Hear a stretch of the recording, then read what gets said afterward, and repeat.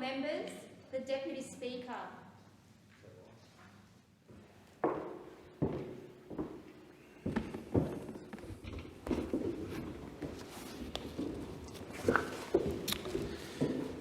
Are there any constituency statements by honourable members? And I call the member for Brand. Thank you, Deputy Speaker. I want to congratulate the Secret Harbour Surf Lifesaving Club on celebrating its 40th anniversary. With Perth sweating through one of its hottest summers on record, I, alongside many others in my electorate of Brand, have flocked to our beautiful beaches. The Secret Harbour Surf Lifesaving Club has done a remarkable job keeping us all safe.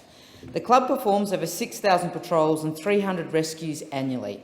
As well as monitoring approximately 35 kilometres of the Rockingham coastline, the club patrols Penguin Island and Point Perrin during the very busy and very hectic abalone season, ensuring the safety of those hunting for that exotic treasure.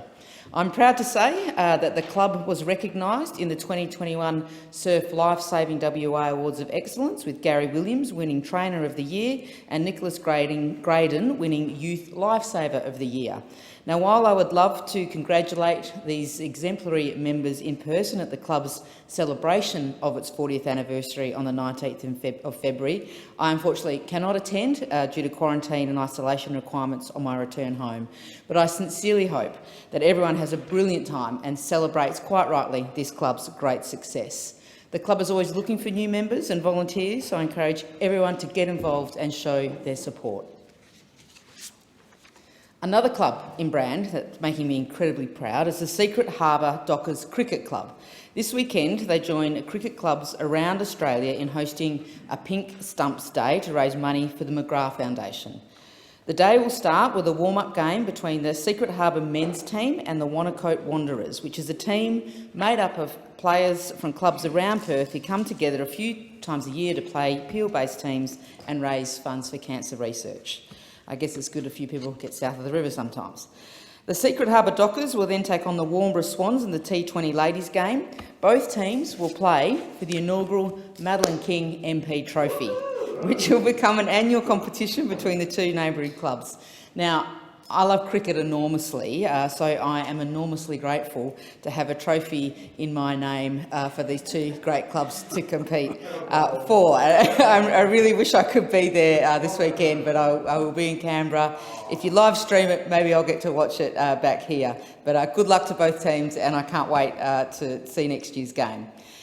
Secret Harbour Football Club player and breast cancer survivor Amy Duckworth will present the trophy to the winning team. Amy, it's really disappointing that I won't be there with you, but hopefully next year I can get along and take part in the fun, but I can't promise to bowl or back, so I just like watching.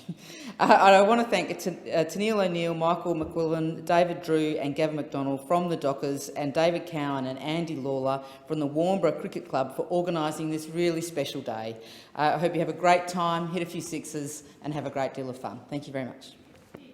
I call the member for Reid. Thanks, Mr Deputy Speaker. The government is busy delivering in my electorate of Reid, and over the past months I have been in the community seeing positive impacts of our plan. We have been helping local female business leaders take on the world and upgrading major sporting facilities for families, players and fans of the West Tigers. Silverwater is just west of Sydney Olympic Park, and it's home to some of Australia's leading manufacturers. I recently had the pleasure of meeting two business people, a businesswoman based in Silverwater who have been backed by the government's Boosting Female Founders initiative. Aditi Martami is the founder and CEO of Arati Labs, and her innovative business services assists with the personal care products industry, cosmetics, pharmaceuticals, as well as pet care and home care too. And her company helps create clients develop and market their products. And with $229,000 from the Boosting Female Founders initiative, Aditi plans to help local startups and small to medium-sized businesses enter the market. And to do that, her company will create a pilot facility that produces trial-sized products for her clients. And this will reduce the costs of taking a full-size product to market, and it's a great way to foster the growth of local Australian businesses backed by the Morrison government. Now, Mr Deputy Speaker, not far down the road is Planet Protector Packaging, a company doing great things for manufacturing, the environment and farmers, the trifecta. I recently joined Senator the Honourable Marise Payne, our Foreign Minister and Minister for Women, on a tour of their factory in Silverwater, and I had the pleasure of meeting founder and CEO Joanne Horwath and her team. And Joanne's company has developed a packaging product called Woolpack, made from sheep wool waste. And Woolpack is a sustainable alternative to polystyrene packaging used in cold supply chains. And since 2016, Joanne's company has saved over 4,000 tonnes of waste wool from landfills and generated $7.5 million in new revenues to sheep farmers. With $400,000 from the Boosting Female Founders initiative, Joanne plans to expand Planet Protector packaging to South Australia and bring Woolpack to the wine industry. And this move will bring her products to Australia's export market, also backed by the Morrison government. But we're not just backing trailblazers, female trailblazers. We're also helping, local sporting groups as well, with West Tigers and the Concord Oval development on way. Recently I visited the Concord Oval, which is on its way, and also the Centre for Excellence, which will be a wonderful facility for elite athletes. So lots of things happening in Reid, lots of great things happening in Reid, all because of the Morrison government. I call the member for Cooper. Thank you, Deputy Speaker. I rise to inform the House about some of the experiences of my constituents over the past months and weeks. There are some 25 million Australians, 25 million people who go to school, work and live out their old age, 25 million people who have or will pay tax, contribute to their community and look after those around them. And there are some 25 million stories over the past weeks of people who haven't been able to find rapid antigen tests or who have had to overcome some major obstacles to access a booster shot. Of these 25 million stories, there are some recurring themes. There are those who drove from pharmacy to pharmacy looking for a rapid antigen test amongst the deadly and dangerous shortage. There are the households who got struck down with COVID and friends and family dropped supermarket bags at their doorsteps or not. There are those who were extremely sick but had to hesitate before going to hospital, knowing that the system was already groaning and fatigued. And there were those who had to call in sick to work, creating staff shortages and leading to empty supermarket shelves. I want to tell you about some of the experiences my constituents told me about. A lovely man wrote to me about his experience with his 94-year-old grandmother in an aged care facility in Northcote. The 94-year-old is very much alive. She is very vibrant. She has friendships with those around her. She looks forward to visitors. She looks forward to Christmas. She smiles with her eyes, wears cardigans and has the short, curly grey hairstyle that represents grandmas right across Australia. The woman survived COVID in 2020, while 12 of her fellow residents sadly passed away in the outbreak. The 94-year-old has good fortune on her shoulder, and her family has made sure she was vaccinated in early December at a local GP, as the aged care facility could not confirm when any of the residents would have their booster. Luckily, she's healthy for her age and has a supportive village of advocates around her. But unluckily, her aged care facility had another COVID outbreak a few weeks ago. As of mid-January, only 60% of residents had received their booster vaccine. This is as Omicron raged and ripped through aged care facilities right across the nation. While Omicron put her home into lockdown, she didn't have a shower for 3 days, despite asking for one. Her family had to purchase an air purifier for her room as the facility hadn't been resourced by the government to improve ventilation. Her family told me she was stressed, lonely and struggling with her mental health. Deputy Speaker, this is one story of 25 million. The aged care system is in crisis and there are hundreds of thousands of stories that provide evidence to anyone who cares to listen. Expired. I call the member for Fairfax. Deputy Speaker, it was a Monday morning, the 9th of September 2019. He was found dead. The back of the Maroochy Neighbourhood Centre in Maroochydore.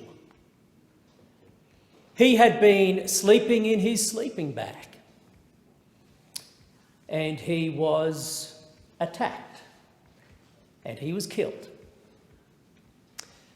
53 years of age. He was homeless and his name was David Collin. Last Friday night, I had the enormous honour of visiting what's referred to as a sleep bus, which was parked at Thrive on Aerodrome Road in Maroochydore. And that bus provides safety and shelter to those who are homeless. In many ways, I see that sleep bus as the legacy of David Collin. A legacy because the Maroochy Neighbourhood Centre, in particular, Mike and Mark, or Michael Henning and Mark Ellis, were so moved by what had happened on that tragic night that they decided to raise money from the community. They needed $100,000 to procure a sleep bus, which of course the founder, Simon Rowe, created only a handful of years ago, that has changed the landscape for many who are homeless.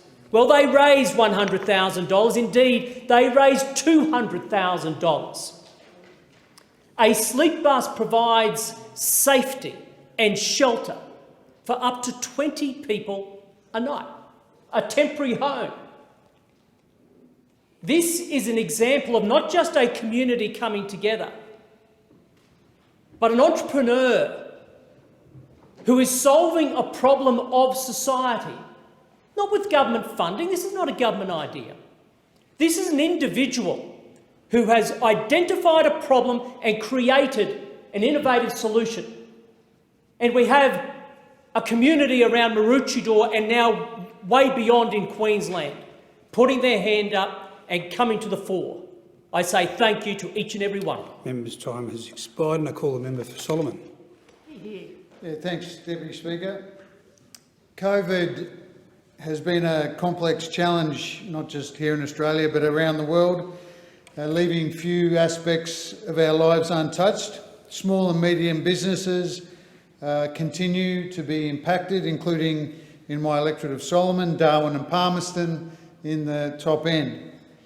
Every member of this place will have heard stories of their local businesses struggling to survive, or even some going to the wall. One industry that has been hit particularly hard is that of travel agents. The impact of COVID on the travel agent industry was really brought home to me recently by a Darwin local. I was contacted by Kola Moriri, the General Manager of iTravel in Darwin. Kola is passionate about helping people to travel, and it was this passion that brought her into the travel agents industry and led her to establish her own business. But since 2020, when the pandemic hit, Kola has gone for great lengths of time without any income at all. She has seen her projected earnings from travel bookings disappear entirely. And despite refocusing her business to cater to domestic travel to a greater extent than she was before, little has improved, and this of course has been a result of lockdowns of the big markets that want to come up to the Northern Territory. Now, Kola says that running her business during the COVID pandemic has been like a roller coaster, and I'm sure all honourable members can recognise that in their own jurisdictions as well. There have been glimmers of hope and a sense of normality returning, and then people started to book holidays once more, but the plans of so many would-be travellers have been disrupted by new variants of COVID and new waves of illnesses, restrictions and border closures. Kola tells me that from her vantage point, the current state of the travel agent industry is no better than it was at the worst of the pandemic, because the public have lost their confidence in booking a holiday without any disruptions. Now, the Australian Federation of Travel Agents says that the industry will not survive without a travel sector skills retention and recovery package from the federal government. So I do call on those opposite to have a look at the package that's been suggested and take steps to support this industry. After all, JobKeeper did help for a while, but in my view was withdrawn much too early. It would have been better if it was continued and to be better targeted. So instead of going to those that didn't need it, it went to those that The did. member's time has expired. I call the member for Parks. Thank you, Mr Deputy Speaker. I'd actually like to speak about the air of optimism that's across the Parks electorate at the moment. Obviously following on from the good seasons and the fact that the Darling River is now in flood, what I might say a beneficial flood that's now heading towards Wilcannia and Menindee with the lakes full and the rivers flowing. But apart from that, despite the difficulties that our businesses have had and our communities have had with the pandemic, they have a belief in a brighter future. And just following on from some of the programs that we put in as a government, last week or the week before, the first cohort of students in the Dubbo Murray-Darling Medical School started. 100% of those students are regional students who will stay, do their degrees, do their specialty and continue to work. I met with some interns at the Dubbo Hospital who are planning a career in rural medicine. Largely opportunities where those places are because when I was Minister we actually doubled the number of training places for junior doctors. We now have a graduated Medicare rebate, so the more remote the community is that you serve, the higher rebates you get for bulk billing. The apprenticeship program has put an extra 160 apprentices across my electorate to fill some of those gaps, and we have massive shortages of skill from all the professions through the trades right down to unskilled work, and there are endless opportunities. At Dubbo Senior College last year, over 70 Aboriginal students completed Year 12 and did the HSC. A decade ago, that would have been 7. And so keeping those young people at school, opening up opportunities, whether it's into employment, whether it's further education, some of those younger people are actually joining the military. We're at a point now where unemployment in my electorate is below the national average. Indeed, pre-pandemic, and we're nearly back there now, unemployment in Dubbo is just a fraction over 2%. Moree now has more high-vis people working there than people with R.M. Williams boots with the Inland Rail. 500 people at the moment are working in the Moree district building that railway line. Construction about to commence after design in the Narrabri to Narromine section. Broken Hill expecting up to 10,000 more jobs over the next decade, mining things like cobalt, magnetite, gold, rare earths being mined at Toongai to meet the needs of a very fastly evolving electronic world. Mr Deputy Speaker, I hear a lot about the gloom and the doom coming from this place. Has expired, and I call the member for Perth. Thank you, Deputy Speaker. Summer brings out the best in Australia and the best of Australians. We enjoy our beaches, the protection that surf lifesavers provide us. In my electorate of Perth, the Fringe Festival makes the city come alive. We share in the traditions of Christmas and remind ourselves of the importance of compassion. Our barbecues get their once a year proper clean, and after a long holiday, children go back to school. Summer in Australia also means bushfires. This summer was no different. Western Australia has had 3 major heat waves this summer, topping 40 degrees each time. And over the last week, there have been bushfires raging throughout Western Australia, with climate change making these events more severe, more intense and more common. This has been a terrifying time for the communities in the Wheatbelt, the Southwest, the Great Southern, and even for communities in Perth and the metropolitan area around Rockingham. 60,000 hectares burnt, productive farmland lost, phone lines down, communities disconnected. and sadly the homes of 6 families gone. Every Western Australian, including yourself, Deputy Speaker, I think sends our support to those who have been affected by these awful bushfires at this time. It's meant sleepless nights for communities around Bridgetown, Corrigin, Denmark, and so many of the towns that feed not just Western Australia and Australia, but indeed feed the world. We've got native bushland that will take years to recover, damage that is still being assessed, and investigations into the cause of some of these awful fires. Fortunately, we saw that the Bridgetown threat was downgraded in the last day, but there are still threats remaining. And I note that the Emergency Services Minister, Stephen Dawson, has warned there may be more fires later this week. I want to thank emergency services staff and volunteers from across Western Australia for their efforts. Some 1,300 people out there facing danger to protect others, battling fires in 42 degrees and more. And I know that every member of this place is grateful for the efforts of our first responders, emergency services, and the communities who do their bit in the middle of the crisis, whatever it takes, just to help one another. I also want to acknowledge in this place, we've had a lot of state rivalries over the last few years, and that has probably intensified. But I do want to particularly acknowledge the efforts of people from New South Wales who came to help battle these fires. 36 professionals from the New South Wales Rural Fire Service, with practically no notice, jumped on a plane, flew to Western Australia to battle fires and to help save the homes and communities of Western Australians. To them, I say thank you. I call the member for Wide Bay. Thank you, Deputy Speaker.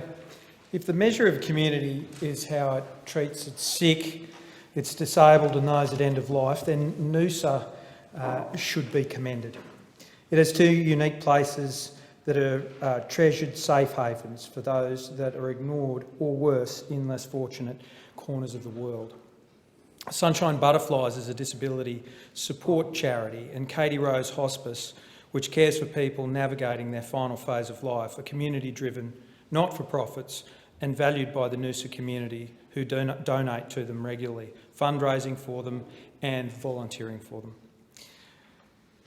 When it comes to government support, none are more deserving. That's why the Morrison-Joyce government announced $1.5 million to extend Katie Rose Cottage Hospice so that more terminally ill people and their families navigating the final stages of life can be supported. Simply put, Katie Rose is where families can truly say goodbye to their loved ones. It's where the dying share their final moments with their family and friends and in a comfortable home environment with dedicated professional and compassionate care. The difference is that the dying mother at Katie Rose can watch a child playing around her, swimming in the pool and exploring the garden rather than being alone in a cold hospital room.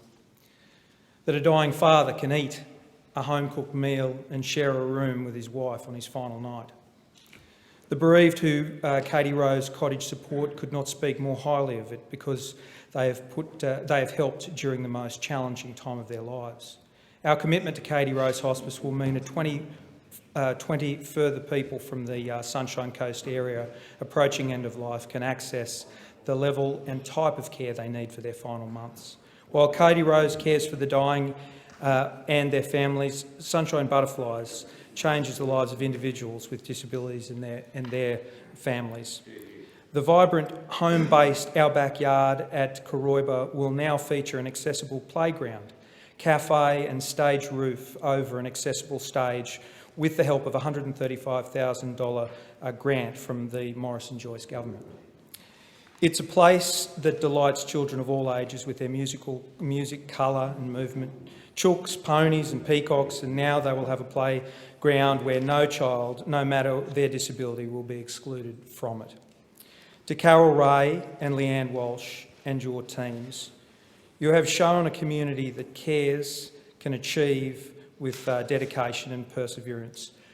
I extend my heartfelt thanks to both of those people for doing what they do in their wonderful establishments. I call the member for Scullin. Thank you, Deputy Speaker. Many hundreds of thousands of Australians have just celebrated the Lunar New Year, celebrated by many, of course, as Chinese New Year, and by many Vietnamese Australians as Tet. and they've welcomed in the Year of the Tiger. And I want to wish all who celebrate it a safe, prosperous and hopeful year ahead. Now, of course, the tiger is associated with valour, and I note its strength in exercising evil, something I think all of us need to lean on as we work our way through the challenges of this year. Now, of course, for many, this year's celebrations have been different, as they were last year and the year before. And I think about those who've been unable to travel and join with family, which is such an important part of this occasion, or even to gather together. I know that myself, I was not able to join in the celebrations with the Little Sea Chinese Association as I ordinarily would, and I send all my thoughts to Regina Hunig, the President, and all the members of that group, or even to be part of the gatherings that are normally such a highlight in Melbourne's Chinatown. And I want to say that everything we can do to enable these gatherings to come together is something that we should all work towards as we recognise the celebrations that have taken place, the passing of red envelopes and other matters. I also have been reflecting as the representative of a very diverse community and Labor's Shadow Minister for Multicultural Affairs on remarks just made by the Prime Minister in question time today, when he sought to link support for multiculturalism in this country to support for his bill to deal with issues relating to discrimination on the basis of religion. These remarks were unworthy, irresponsible and wrong in two respects. Firstly, he and none of us should presume to speak for the enormous diversity that is multicultural and indeed multi-faith Australia. And secondly, he shouldn't mislead the Parliament as to the views expressed by multicultural organisations on this matter. Those organisations that submitted to the parliamentary inquiries, like VECA, the Hindu Council of Australia, the Buddhist Council of New South Wales, the Diversity Council of Australia, urged parliamentarians not to support the bills in their current form. So for once, the Prime Minister should listen. And for once, he should lead.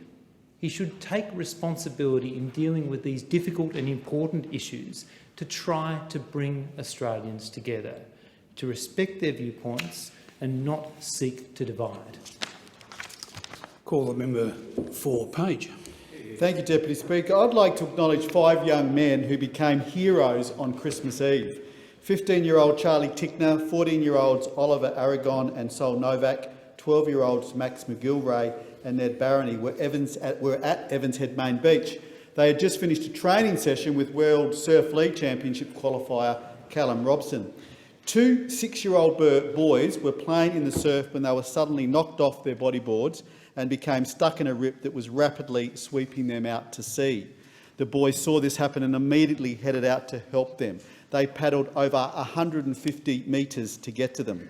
Oliver and Ned then got to the boys first and got them onto the front of their surfboards with Charlie's help. Max and Sol then helped the boys get them back into shore as they didn't have much flotation with the extra weight on their boards. They successfully navigated the rip and got the kids back on shore. Lifeguard on duty Plank then also helped the kids and made sure they were all okay. Charlie has just completed his bronze medal and is the newest recruit at the Evans Head Surf Lifesaving Club. Congratulations, boys, and thank you for what you did. Deputy Speaker, I'd like to recognise a great young woman in my community who was this year's ABC Haywire winner. Janet Irwin is from Grafton and loves to paint. Her passion for art began in grade 1 when she won first prize at the Grafton Show. Janet has Sotos syndrome, a rare genetic disorder. She says art makes her happy because it helps her deal with some of the challenges she faces. Janet says her disability makes her more creative in her artwork because she can get very focused on certain things. Janet attends Macaulay Catholic College in Grafton and worked with her English teacher Maria Rouse to write her story about her art and painting and how it has helped her deal with the challenges around her disability. Leader of Additional Needs, Meg Bindon and Janet produced an accompanying video for the entry. Congratulations, Janet. You are an inspiration to us all.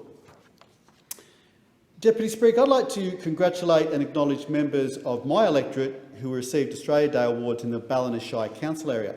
Citizen of the Year was Maria Mathis for her tireless dedication to protecting Ballina's koala population. Veronica Silva received the Sporting Achievement Award for her dedication and fundraising for the Alstonville Water Polo Club for the last 20 years.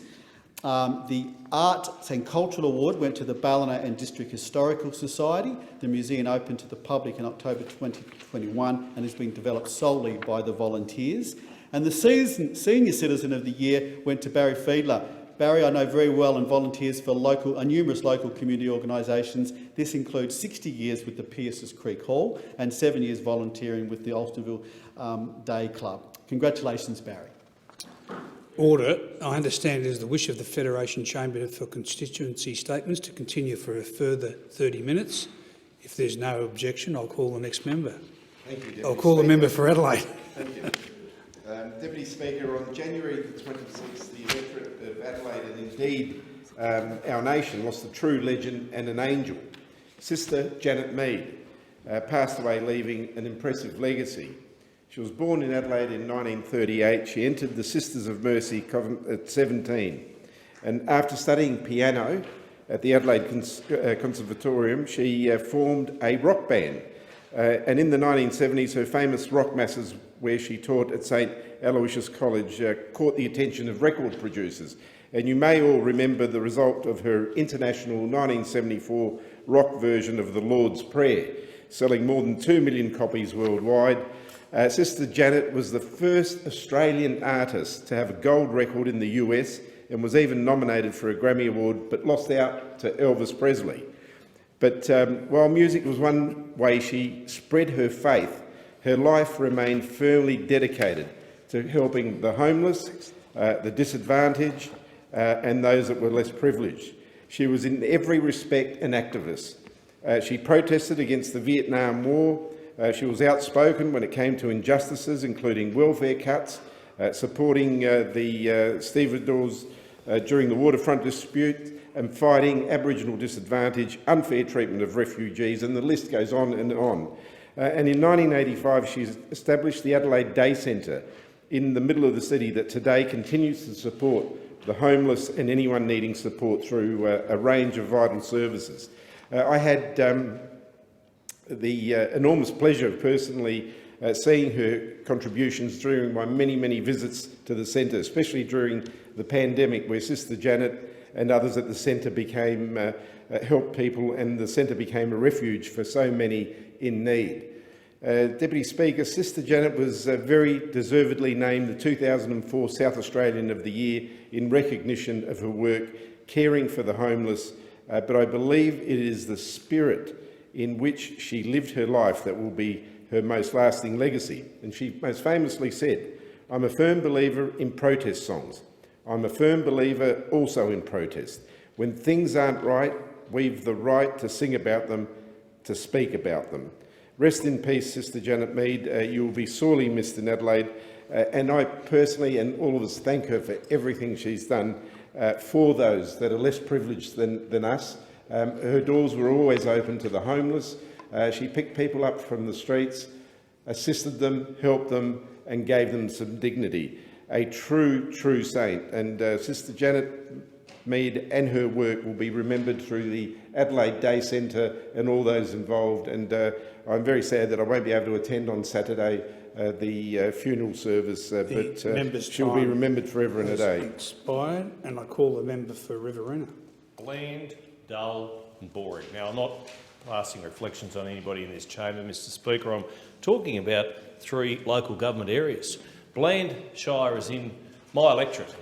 Its centrepiece is West Wyalong. It's partnered up with Dull in Scotland and Boring in Oregon, and they have formed the League of Extraordinary Communities. And extraordinary communities they are, Deputy Speaker. And indeed, the recently re-elected Mayor of Bland Shire, Brian Monaghan, made the comment to me since Parliament last sat that he has never seen the amount of funding and the emphasis going to local government that he has in recent times. 30 years he put the time frame on. He said, we haven't seen this sort of commitment to local governments, to local councils, in all of his time in that important first phase of government. Mr Speaker, Bland Shire has been the recipient of $6.9 million under the Local Roads and Community Infrastructure Program. And it is second only to Wagga Wagga, which received $9.2 million of the $54.8 million which has gone to the 12 councils within the Riverina electorate. And the reason why Bland Shire has received that amount of money for this particular program is because of its extensive road network, much of which is dirt, and of course some of which is being sealed, but of course it requires upgrading and constant maintenance. And I pay credit to the West Wyalong Council, to Ray Smith, the General Manager there, and to Councillor Monaghan for the commitment that they've made to West Wyalong Airport, getting a new hangar there, the tennis club for a modification, but so many other projects, including raising and widening of the Ungary School Bridge, McCrell Street Bridge, over, here you go, Humbug Creek. Again, I'm not reflecting on anybody in this chamber. It's just interesting names that crop up in our local government areas and certainly in Australian communities right across the country. Mr Speaker, I know that the recent elections within New South Wales in local government have brought about some change. I commend all of those councillors who put their name up for election in that process, and certainly in my I've got 6 new mayors of the 12 councils. I commend David McCann, OAM, Coolerman, Charlie Shern, Cootamundra Gundagai Regional Council, Margaret Rolls of Hilltop Regional Council, Greg Verdon of Lockhart Shire, Dallas Tout, Wagga Wagga City, and Craig Bembrick of Wedden Shire in Grenfell, Mr Speaker, for being new mayors, because they've got big roles to play and they will all enjoy the benefits of that LRCI funding. I call the member for Kingston. Thank you, Deputy Speaker. While most of South Australia was dealing with a summer plagued with COVID-19, there was business as usual on many fronts when it comes to natural disasters in South Australia. And volunteer emergency service personnel continue to do their job in attending to these natural disasters. On Monday, the 10th of January, a devastating fire raged through the community near Lucindale, burning through 16,800 hectares of land. The devastation this fire left in its path affected more than 100 homes, but it was the loss of life of a long-serving Country Fire Service volunteer and a member of the Happy Valley CFS Brigade that brought the state to a standstill. Louise Hinks will forever be a name engraved into the hearts and minds of my community, but communities all around South Australia. This tragedy, on a hot and windy extreme fire day condition where temperatures soared to nearly 40 degrees. Louise, a volunteer with the CFS, selflessly put her community before herself, taking up the call for help. Now, this wasn't in her own community. She travelled hundreds of kilometres to volunteer her skills to protect others in a community some distance away. Now, in this dangerous time, she lost her life in the line of duty. There has been public outpouring of grief when it comes to the loss of Louise. The public outpouring have been from people like Tanya, who volunteered with her for 7 years and described her as the sweetest, kindest, selfless soul, utterly dedicated to the CFS and her community. Caitlin said of Louise, "I just hope one day I can touch as many lives as you did in the short time you are here. You are going to be missed." Simone captured the incredible impact Louise had had, saying she was a fierce supporter and a wonderful role model for women in firefighting across the emergency services, highlighted by her beaming pride to see her daughters join as cadets. And I was really pleased to see that her daughter did win Happy Valley's 2021 CFS Cadet of the Year, Alice. She was recognised for this, and it was a privilege to witness this, and an example of Louise and the role model that she has. Louise had a proud history of volunteering with the CFS, and there are not many words to describe what the type of courage, the type of bravery that had to be displayed on that day. But Louise, you are a hero in every sense of the word. You will forever be a hero. Vale Louise Hinks. Has expired. I call the member for Grey. Thank you very much, Mr Deputy Speaker, and very mindful of the member for Kingston's comments there and the loss of a life of a wonderful volunteer. And it just reminds us what an amazing place Australia is, because in another part of South Australia we've been dealing with floods. And in my electorate, I must say, and on my own farm, the most notable, of course, in the national eye has been the cutting of the Stewart Highway for 14 days or more. And I'm very grateful to the federal government, to Bridget McKenzie, who made the wheels start moving to get those Spartan aircraft in from the RAAF to organise food lifts through to Coober Pedy. Coober Pedy is the supply station for Oodnadatta, for William Creek, for Cadney Park, Marla, and basically running out of food in that place. The trucks have started rolling through the waters. The flood waters around about 36 hours ago, and four-wheel drives will be with high clearance will be allowed through tonight. But it's been a very testing period. The roads in the outback are also cut. The dirt road, the Strzelecki, the Oodnadatta, and the Birdsville track have all been cut. But they will progressively open up, and we'll get the works open. It's one of those testing times. It is one of those things, very true to say, there's more money in mud than dust, and so it will have a benefit. The National Railway, of course, has been cut in 18 spots east of Kingunya, and it's expected to take in the weeks to repair. At the other end of, well, not the other end of the electorate, but centred mainly over Eyre Peninsula, where I come from, we had a rain cell sit on top of us for around about 4 days.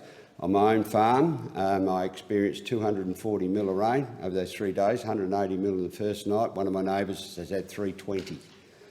Kimber seemed to be the epicentre of the storm. That's where I live, and I have roads, access roads to my farm that are over a metre deep, just gouged out by the force of the rain. I think 2 paddocks on my farm that would hold sheep at the moment because the fences are gone. There's silt on roads, a lot of damage. We estimate that in the Kimber Council alone probably $5 million worth, and this is a council of 1,000 people.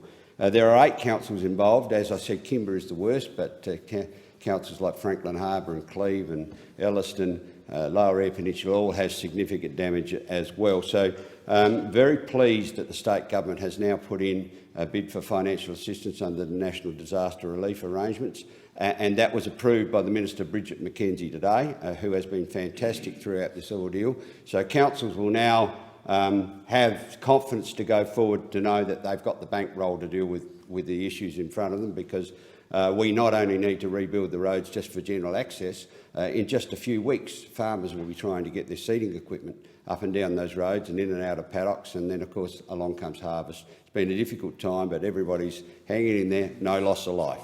Has expired. I call the member for Blair. Thank you, Deputy Speaker. If there's any doubt about the dismissive and supercilious attitude of the Morrison government to the crisis in aged care, it was on full display in question time today. Dismissive of deaths from COVID, dismissive of the bungle vaccine rollout to residents and staff. 622 aged care residents have died from COVID this year, and we're only in early February.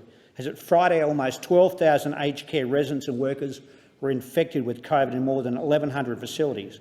Currently, tens of thousands of residents are still waiting for a booster, and up to a quarter of shifts are going unfulfilled. And that's the experience in my electorate of Blair, where aged care providers are facing issues of PPE and rapid antigen tests and COVID costs. And I'll give you one example.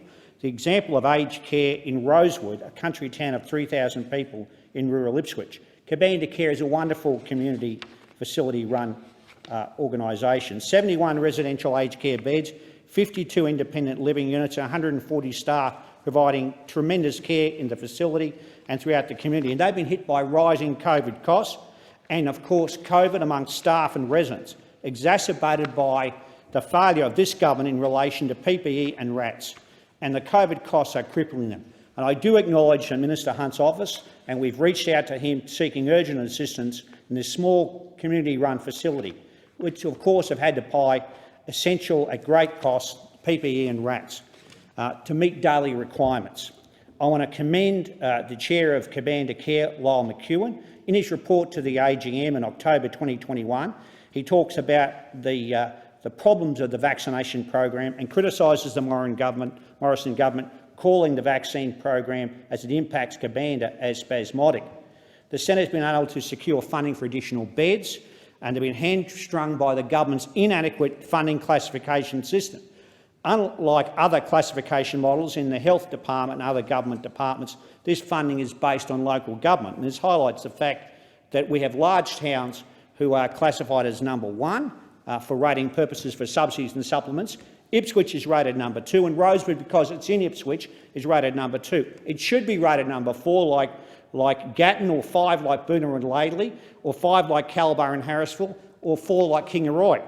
I urge the government to look at the classification system. That would help places like Kabanda, because as Kabanda goes, as Rosewood goes, because Kabanda Care is the biggest employer in that country town in rural Ipswich. I urge the government to look at equity in terms of classification systems, to make it fairer for organisations like Kabanda Care, and to treat seriously the aged care crisis we have.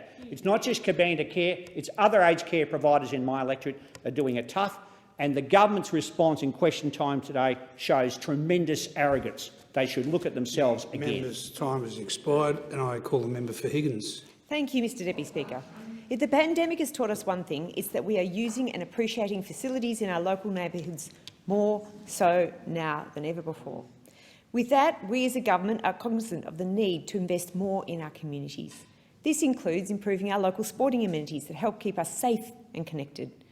Malvern East is my electorate of Higgins and is soon to be home to the biggest ever investment in sporting infrastructure, with the highly anticipated Percy Trevaux Memorial Park redevelopment finally underway. I was proud to attend the site of the new development with the Mayor of the City of Stonnington, Councillor Jamie Classaris, the CEO, Jackie Weatherall, and the President of the Stonnington City Netball Association, Kate Campbell, for the official sod turning to mark the momentous occasion. And, Mr Deputy Speaker, we did throw dirt in the air, and the cameraman asked us to throw it at their camera. So we have a cameraman covered with dirt as a result, but hopefully the camera is okay. This marks the commencement of works made possible by $4 million in the federal government contribution, helping turn this dream in my community into a reality. As a mother of 4 kids, Mr Deputy Speaker, have all played sport locally, I understand the importance of these new courts for our community. And this is particularly because there's a record number of women playing sport in Higgins. Recent data shows that of 2,785 Netball Victoria registered netball players living in Higgins, 1,656 are forced to play outside their local area due to a significant lack of suitable facilities. I have lived that myself. In fact, clubs including the Malvern Netball Club, Sacred Coeur Netball Club and other local schools in Higgins are travelling far to participate in community sport. The Morrison government is proud of the huge intake in women's participation in sport, which has increased substantially in the past decade. But with this growth in female participation comes the need for new, modern, safe and inclusive sporting facilities to meet the demand. The Percy Trevaux Memorial Park will be home to 4 indoor sports courts for basketball and netball spectator, seating for each court, scorer and team benches, new offices, accessible change rooms and a first aid room. Further, the local Chadstone Bowls Club will also get a stunning new 8-rink synthetic bowling green and lighting for nighttime bowling. Mr Deputy Speaker, the Morrison government is transforming a community asset nearing the end of its useful life into a community facility that's contemporary, will be used and enjoyed by so many clubs. I'm proud of this investment in Higgins and look forward to meeting the next Ash Barty on the tennis courts in early 2024 when they come online. This is a good day for sports in Higgins. Thank you, Mr Deputy Speaker. I call the member for McEwen. Thank you very much, Deputy Speaker. Consistency is important in governing, and this government has been very consistent in misleading the people of our communities. Over 9 long years of this deceit-filled, scandal-ridden Liberal National government, our electorate of McEwen has been misled by a coalition which cares more about announcements than they care about community. For too long, the Libnat government has neglected Melbourne's North, failing to follow through on every single commitment for the people of McEwen they have made. Always the false promises through press releases and then they move on. After refusing to commit to the Wallen interchange at the last election, they announced with great fanfare in August 2020 that $50 million would be provided for the installation of 2 south-facing freeway entry and exit ramps from the Hume Highway to Watson Street, Wallen. This was made under the now infamous and discredited Urban Congestion Fund, or as we come to know it, the Car Park Rort scheme. The upgrade was called for by Labor and the Mitchell Shire and community groups as urgent to ensure that the safety of our residents and to ease the appalling traffic times experienced by people in our region. The interchange is desperately needed now. Peak hour traffic is banking up on the Hume Highway from the current Wallen exit, exposing motorists to danger as cars and trucks fly by them at 110 kilometres per hour. It is a serious accident waiting to happen. But the government has never delivered on this promise. In fact, 18 months from their most recent announcement, they are yet to answer to the community on the status of this project. The government claims that the project's in planning, but they have yet to provide any details. They refuse to be honest with the Australian people. The Morrison government made the announcement, sold the community a pup, and as usual, skipped town. They're like the monorail salesman from The Simpsons in the way that they act. They're all talk, there's no follow-through. And our community cannot afford to continue with the government that never delivers. As I said, this government has been consistent.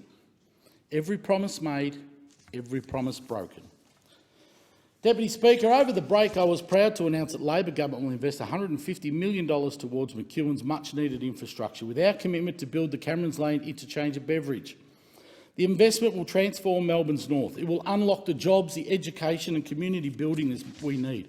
It's all about unlocking the economic potential of our region.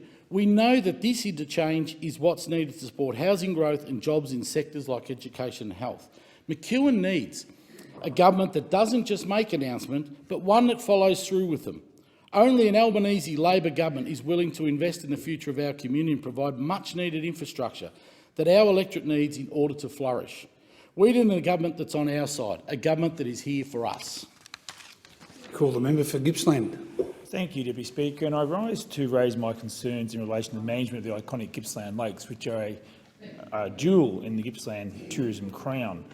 The Gippsland Lakes are a complex coastal lagoon system which have been impacted very heavily since European settlement, things like the establishment of towns, industry, primary production, and the creation of an artificial entrance at Lakes Entrance itself. So it's a dynamic system, Mr Deputy Speaker, which is constantly changing. And I believe this generation has an obligation to protect and enhance such a natural and national treasure to ensure that future generations can enjoy the Gippsland Lakes and its catchment. I've grown up fishing and swimming and boating on the Gippsland Lakes and actually reported on the Save the Gippsland Lakes campaign in the 1980s as a journalist at the Gippsland Times. So I'm concerned, Deputy Speaker, with the lack of state government commitment to care for the Gippsland Lakes and its catchment. In recent years, Deputy Speaker, we've seen dolphin deaths, we've seen high inflows associated with recent flooding, we've seen the impact that's had with nutrients affecting water quality, and now we have, from the Environment Protection Authority, an infringement notice has been issued to East Gippsland Regional Water Corporation in relation to its failure to invest properly in wastewater management systems and a discharge of effluent into the Gippsland Lakes. And the notice I have in front of me from the EPA refers to the fact that following previous discharges in 2011 and 16, a capacity assessment was undertaken in 2016, identified the facility was not able to contain wastewater in a 90th percentile wet year. It goes on to highlight that the discharge of human effluent is high in nutrients, salts, suspended solids and pathogens which pose a risk of harm to people, livestock, wildlife, plants and aquatic ecosystems. Deputy Speaker, the notice from the EPA continues. I reasonably believe that your repeated discharge of effluent into Forge Creek are likely to have resulted in harm and that you have not taken all reasonably practical measures to prevent future discharges occurring. The East Gippsland Water has been ordered to modify the wastewater management system at your Paynesville wastewater recycling facility so that wastewater is prevented from entering service waters except where authorised by the EPA. Deputy Speaker, this is a Ramsar-listed wetlands which is not getting the care and attention they need. I was able to secure federal government funding for an independent water quality audit which is being undertaken by the CSIRO, and I thank Minister Lee for that contribution in the aftermath of the bushfires. But I'm not convinced the state government is taking the condition of the Gippsland Lakes seriously, and I'm looking forward to the report from CSIRO and the recommendations it makes in relation to future action. So I'm calling on the state government to do more of the heavy lifting required and to work with me to secure recurrent and long-term funding for monitoring, research and practical environmental work in the Gippsland Lakes and its catchment. Deputy Speaker, we need to do better to maintain this natural asset, and I'm urging both the state and federal governments to work cooperatively to fund proper environmental work in the region. Has expired, and I call the member for Lilley. Thank you very much, Deputy Speaker. I rise today to fight for an important health funding issue that is impacting Northsiders and the hospitals in my electorate of Lilley. In March 2022, the Morrison government is set to begin removing 400 medical devices from the prosthesis list without considering important stakeholder feedback and bypassing the clinical review process. The prosthesis list is a list of medical devices that private health insurers must pay for when they are used in hospitals to treat a privately insured patient. The list gives doctors the clinical freedom to choose the best technology for each of their patients' needs. Once an item is removed from the prosthesis list, private health insurance companies do not have to pay for them. These radical funding cuts will leave hospitals in my electorate of Lilley faced with the decision of absorbing the costs no longer covered by insurers, potentially threatening their financial viability, or passing the cost on to their patients as an out-of-pocket cost. On the cutting block is a topical adhesive which will set patients back roughly $200. A surgical adhesive set to be defunded will cost patients $170. Another topical skin adhesive with a self-adhering mesh will cost patients $580 out of pocket. Private hospitals in my electorate are in no position to absorb increased costs, particularly in the wake of the disruption caused by the COVID-19 pandemic, which has resulted in the most difficult 18 months experienced by the sector in living memory. On the other hand, the Australian Prudential Regulation Authority estimates that health insurance companies are sitting on a windfall gain of $1.8 billion due to the reduction in hospital claims during the pandemic. These private health cuts are just the latest of a long list of cuts the Morrison government has inflicted on our healthcare system. When the Coalition first came to power in 2013, the average out-of-pocket cost to see a GP on the north side of Brisbane was $27.61. Today, the average out-of-pocket cost in Lilley is $41. That is a 67% increase during the term of this government. Back in July 2021, in the thick of a global pandemic, the Morrison government cut almost 1,000 MBS items from the general surgery list, a cut which directly impacted the Prince Charles Hospital in Chermside.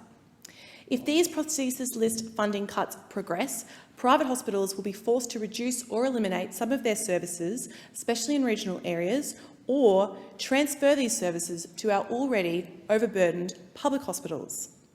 On behalf of Northwest Private Hospital, on behalf of St Vincent's Private Hospital and the hundreds of Northsiders who rely on affordable access to these devices and will in the future, I call on the Morrison government to maintain the prosthesis list funding.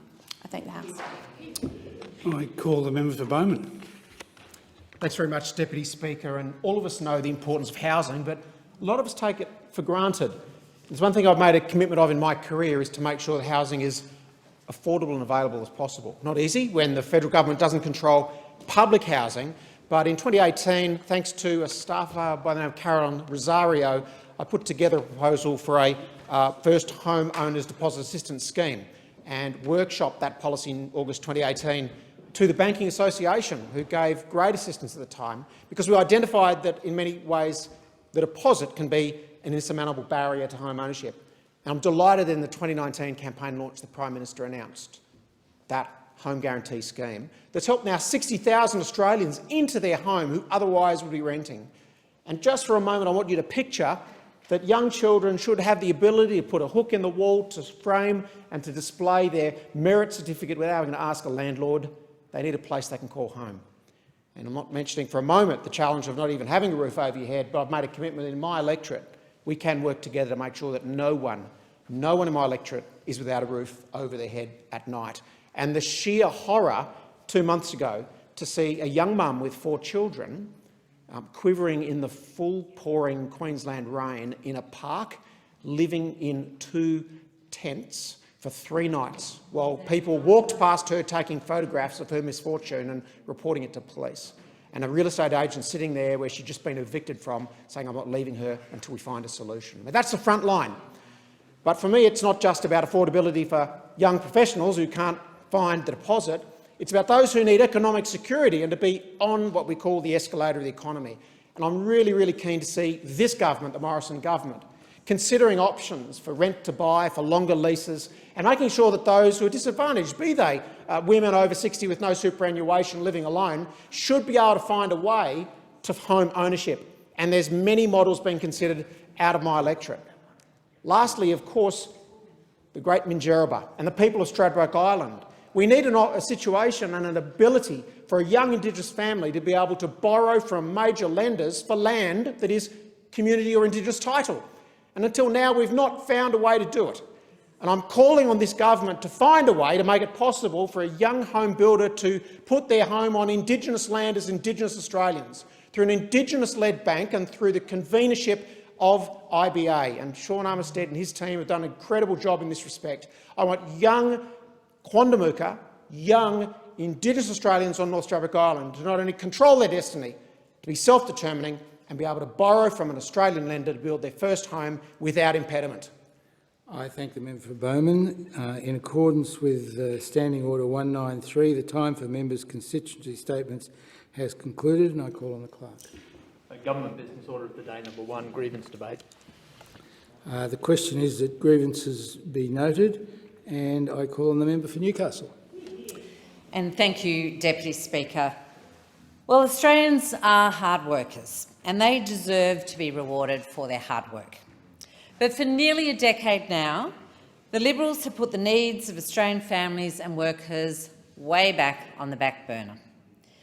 Families are now stuck on an economic treadmill where the costs of living are skyrocketing while all the time their wages are going backwards. Australians see it every time when they visit the supermarket, when they're filling up their cars to petrol, or when they're paying those monthly bills. The structural cracks that existed prior to the pandemic are becoming huge chasms for all to bear witness. As we confront the 3rd year now of this pandemic, Australia needs a plan to build back better, a plan to create a country that's fairer, stronger and more resilient, and one that leaves no one behind. In the coming months, Australians will have an important decision to make. We have 2 choices. We can choose to re-elect a tired and incompetent government engulfed in almost a decade of disunity, dysfunction and dishonesty, or we could choose to elect a Labor government led by Anthony Albanese, a government that's unified and deeply committed to ensuring a better future for all Australians. For me, the choice is clear, because there is so much worth fighting for. Like fighting for secure, well-paid jobs. Jobs that give you a sense of security, that the rug won't be ripped out from underneath you. Right now, there are about 4 million Australians who do not have secure work. Labor wants to fix that. We'll make job security a core focus of the Fair Work Act. We'll legislate to make wage theft a crime. We'll exempt the powers of the Fair Work Commission, to extend those powers of the Fair Work Commission to secure a better deal for the gig workers and ensure that if you work the same job, that you get the same pay. Of course, for us to move forward, we also need to address the structural inequalities that have been exacerbated by this government's incompetence. Australians pay some of the highest childcare costs in the world. It's because the system has been designed in a way that punishes parents, often women, for working that 4th or 5th day in the working week. The system isn't working, but Labor will fix it. We'll abolish the cap on the rebate, making childcare cheaper for 97% of Australian families and making sure that no family is ever left worse off. But childcare isn't the only system that's broken. I have spoken to aged care providers, workers and families in my electorate who tell me that they have never seen anything remotely as bad as the situation as it is today. Older Australians and their families should be able to expect high-quality care in any residential aged care facility. But we know that the aged care sector has been screaming out for increased support well before the pandemic, which the Morrison government has chosen to ignore time and time again. Aged care workers tell me that the situation is dire. We have reports that these highly skilled aged care workers are at times supplying their own PPE and rapid antigen tests. These workers do an extraordinary job looking after our most vulnerable, but they are grossly undervalued and underpaid. And Labor believes they should be paid a better wage. If Labor is elected to form government, we will present a case to the Fair Work Commission for those aged care workers to have their wages re-evaluated at an appropriate rate. No ifs or buts, because it is not right that you can earn more packing shelves of a night at your local supermarket than you can delivering critical care for our parents, our grandparents and the most vulnerable in our communities. The same mistakes that we see the Morrison Liberal government make in aged care are also being made in our domestic and family violence sector. The frontline workers who support children fleeing violence are exhausted. They are burnt out and demoralised. The increased pressure from this pandemic has been unrelenting. It is an awful fact, but there are not enough caseworkers to support the number of women who need to escape violence. Even worse, there's nowhere for these women and children to go if they do escape. Refuges are full, and there's not enough safe and affordable housing for women to move into in the longer term. Leaving an abusive relationship is exactly the time when a woman and her children are most likely to be seriously harmed or murdered by their partner. But tragically, we now have women and children who flee violence increasingly living out of cars, pitching tents under bridges, couch surfing with friends and families. These are far from acceptable or safe options for women who are at risk of harm. In the last 12 months, rent has increased by nearly $5,000 in some suburbs in Newcastle. Labor has a commitment to tackle this housing crisis. We will build 20,000 new affordable homes, 4,000 of them allocated expressly to women who are escaping violence and to older women who are at risk of homelessness. We'll expand the number of workers in the domestic violence sector by investing an additional 500 workers to help women and children fleeing violence and to provide much-needed relief to the staff in these services who are already doing tough. And importantly, at least half of those 500 workers will be placed in rural and regional centres like Newcastle. And finally, we understand that women's economic security makes all the difference.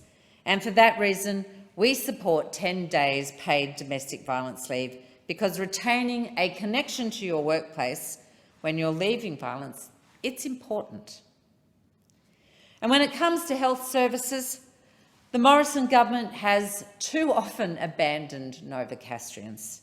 Despite COVID within our own community, our vaccines were diverted, pharmacists were left completely in the dark as to what was happening with the programs they were meant to be leading, and our critical after-hours GP access service has been gutted.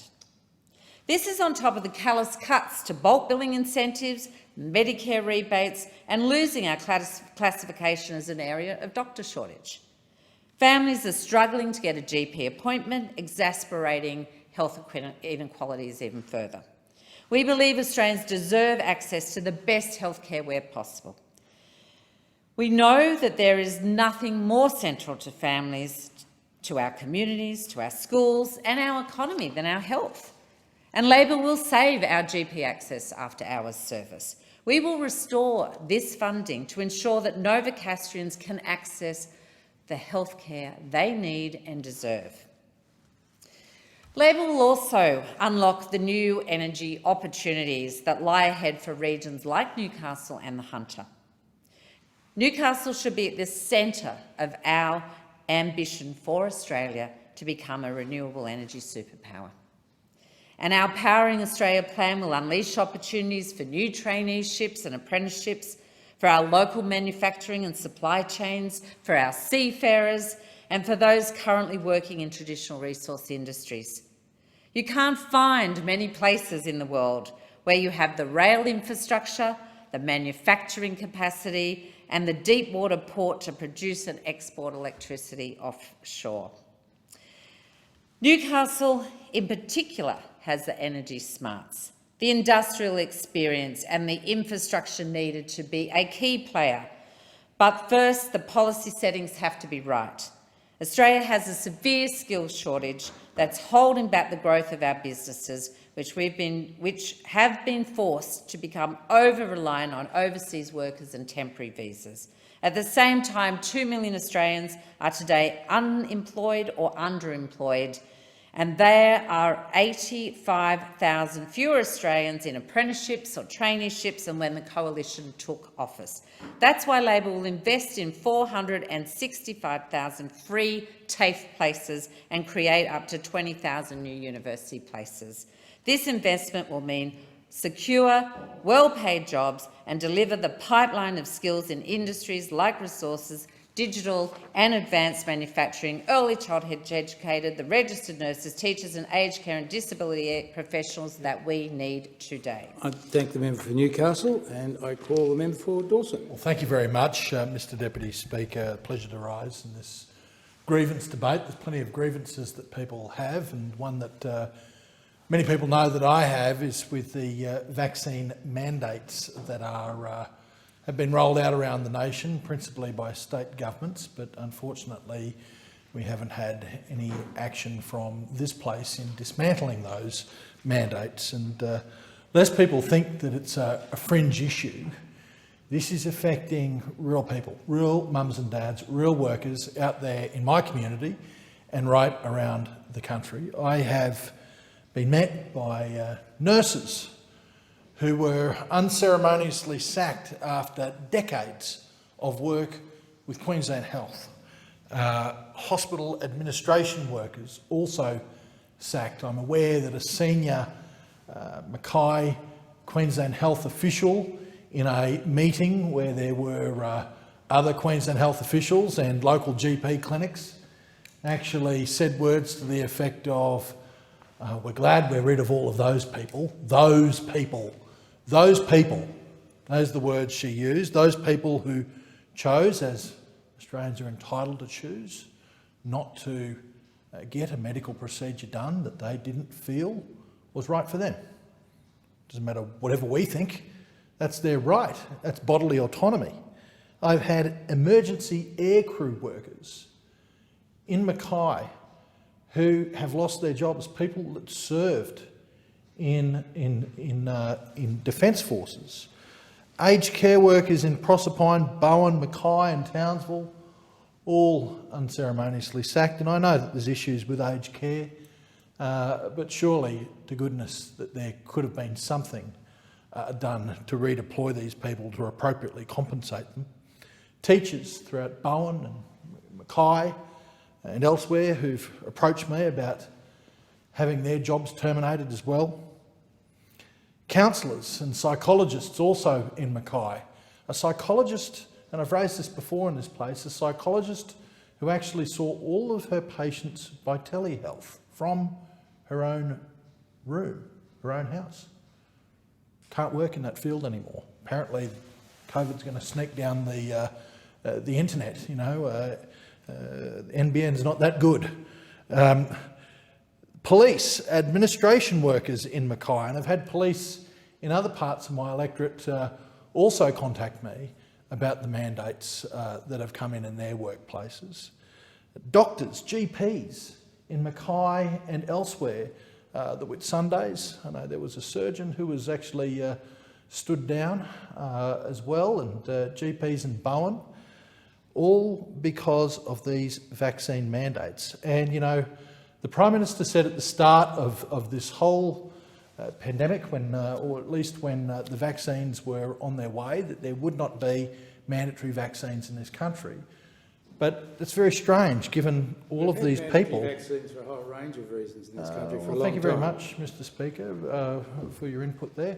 You know, vaccine mandates in this country that have been imposed on workers.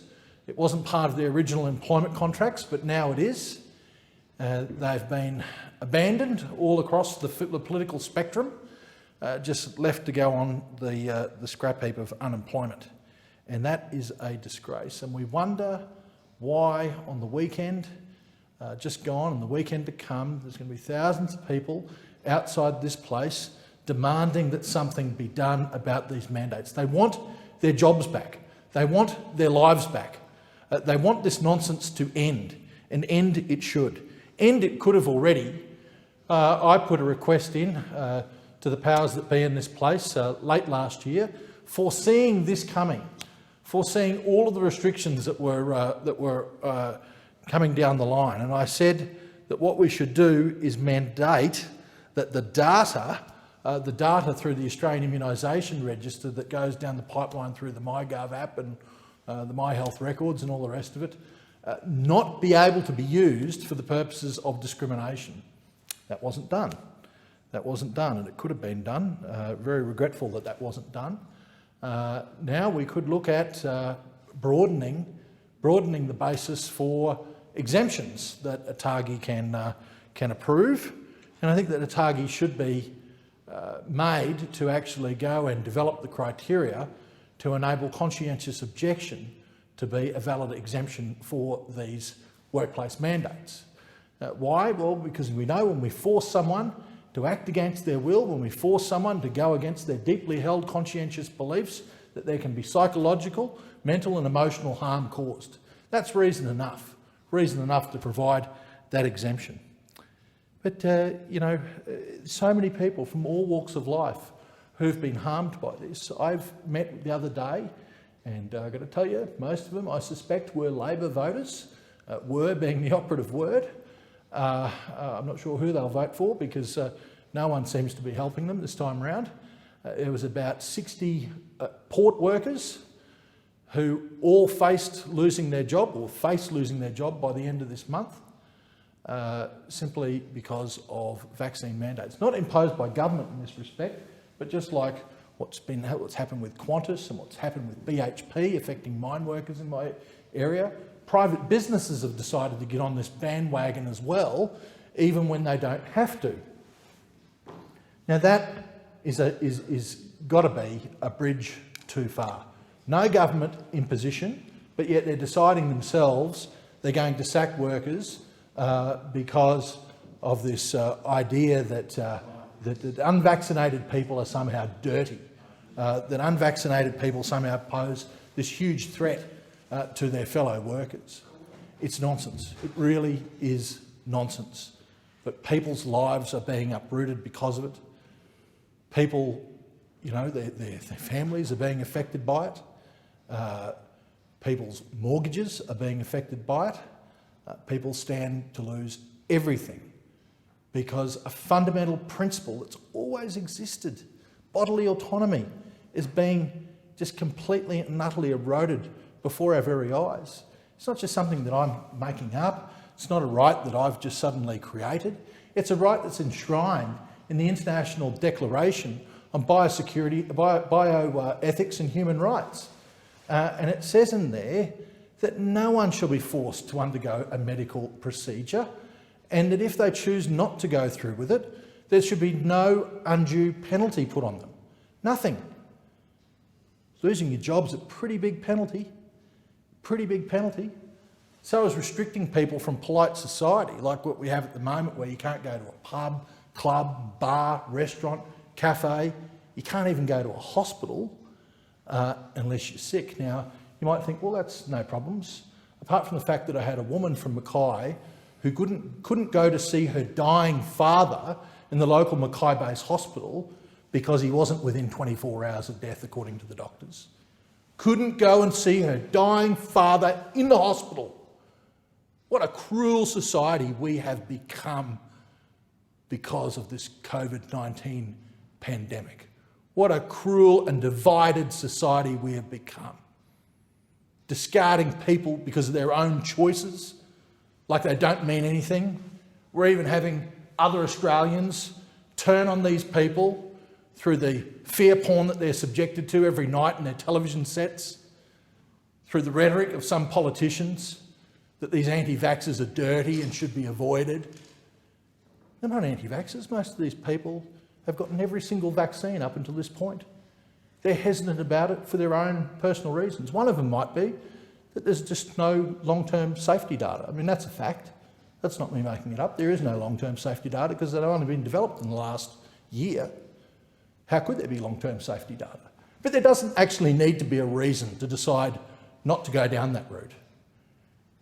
There really should be no reason that people have to give for having a choice over what medicines or vaccines that they take and what they don't take.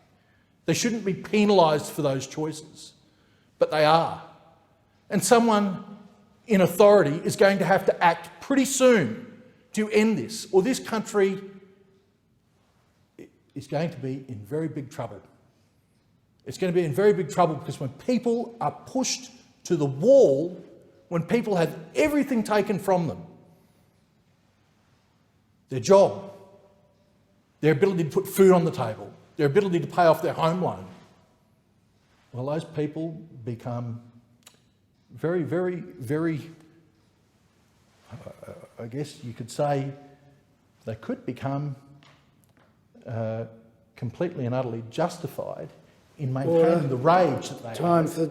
is expired. I call the member for Eden Monaro. Thank you. And I rise today to implore the government to get a move on and to immediately roll out funding under the Black Summer Bushfire Recovery Grant Program. It's been 2 years since the Black Summer bushfires wreaked havoc on communities across my electorate. Since then, this government has made multiple announcements committing funding to supporting bushfire-affected communities. And I can honestly say I welcome those announcements. I welcome any funding and any commitment from government to support these communities, because I know how much this support is needed.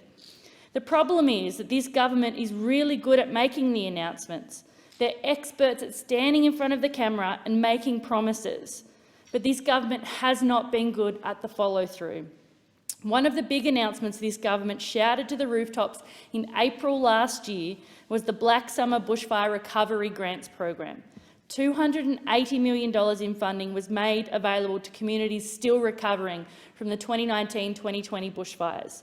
And following this announcement, I met with countless community groups to discuss the funding, possible projects, and to encourage organisations to apply.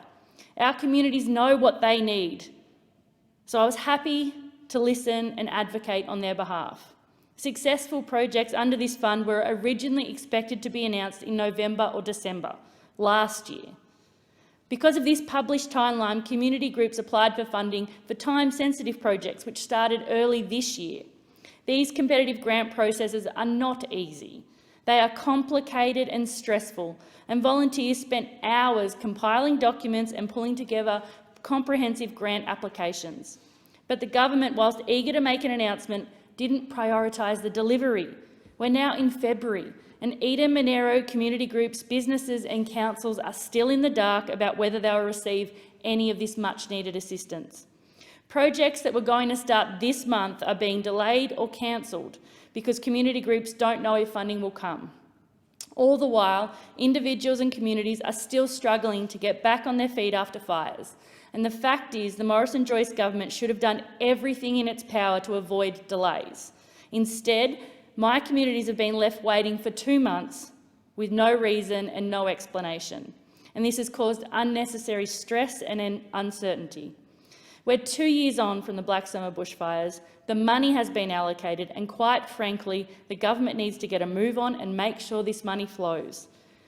We all know that this government likes to throw around money during an election campaign, and it is my sincere hope that this is not what has caused the delay with the Black Summer Bushfire Recovery Program, because to even consider delaying bushfire support for political sway is deplorable. Stop the delays, stop the frustration and get on with it, because the truth is I am sick of having to stand here and call on the government to do more. Supporting bushfire-affected communities is a no-brainer, and 2 years on, communities shouldn't still be waiting in the dark. In times of crisis, communities band together in recovery. Unfortunately, almost immediately after the Black Summer bushfires were over, the pandemic hit and our communities were forced apart.